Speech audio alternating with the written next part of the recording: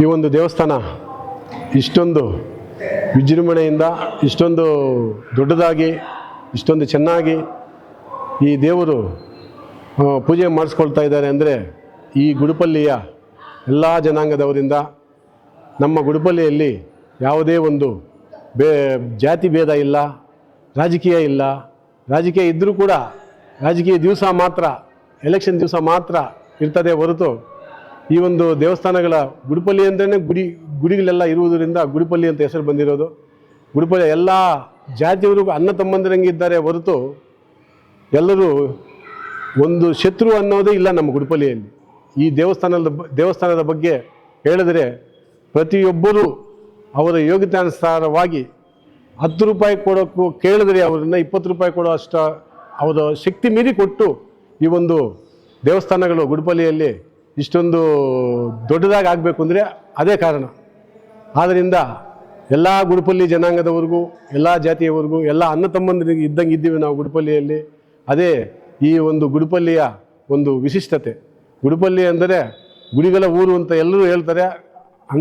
100ಕ್ಕೆ 100 ಪಾಡು ಸತ್ಯ ಇದು. ಆದ್ದರಿಂದ ನಮ್ಮ ಗುಡಿಪಲ್ಲಿಯಲ್ಲಿ ಈ ಒಂದು ದೇವಸ್ಥಾನಗಳಲ್ಲಿ ಇಷ್ಟೊಂದು ಕಾರ್ಯಕ್ರಮಗಳು ನಡೀತಾ ಇದೆ ಅಂದರೆ ನಮ್ಮ ಗುಡಿಪಲ್ಲಿಯ ಜನಾಂಗದವರಿಂದ.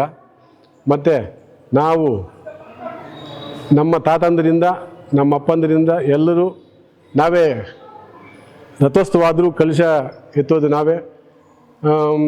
ದೇವಸ್ಥಾನ ಆದರೆ ಗೋಪುರಕ್ಕೆ ಕಲಶ ಎತ್ತೋದು ನಾವೇ. ನಮಗೆ ಆ ಒಂದು ದೇವರು ವರ ಕೊಟ್ಟಿದ್ದಾರೆ ಅಂದರೆ ಅದು ನಮ್ಮ ಪೂರ್ವಜನ್ಮದ ಪುಣ್ಯ ನಮಗೆ ಸಿಕ್ಕಿದೆ.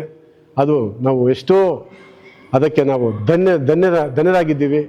ಇಷ್ಟೊಂದು ವಿಜೃಂಭಣೆಯಿಂದ ಈ ಗುಡಿಪಲ್ಲಿಯಲ್ಲಿ ಈ ಒಂದು ಗೋಪುರದ ಕೆಲಸ ಸ್ಟಾರ್ಟ್ ಮಾಡಿ 1 ವರ್ಷ ಆಯಿತು. ಈ ಗೋಪುರಕ್ಕೆ ನಮ್ಮ ZP ಸುಬ್ರಹ್ಮಣ್ಯ ರೆಡ್ಡಿ ಅವರ ಕುಟುಂಬದಿಂದ ಸುಮಾರು 12 ಲಕ್ಷದ ಮೇಲೆ ಕೊಟ್ಟಿದ್ದಾರೆ. ಅದಕ್ಕೆ ಪ್ರತಿಯೊಬ್ಬರೂ ಸಹಾಯಾರ್ಥದಿಂದ ಗೋಪುರ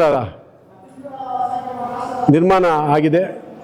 ಈ ಒಂದು ಗೋಪುರ ನಿರ್ಮಾಣ ಆಗಿ ಇವತ್ತು ಆ ಗೋಪುರದ ಮೇಲೆ ಕಲಶಗಳ ಪ್ರತಿಷ್ಠಾಪನೆ ಮಾಡಿ ಊರಲ್ಲಿ ಈ ದೇವಸ್ಥಾನ ಪುನರ್ಜೀರ್ಣೋದ್ಧಾರ ಆಗಿರೋ ದಿವಸ ಇವತ್ತಾಗಿರೋದ್ರಿಂದ ಮತ್ತು ವಾರ್ಷಿಕೋತ್ಸವವನ್ನು ಇವತ್ತೇ ನಡೆದಿದೆ.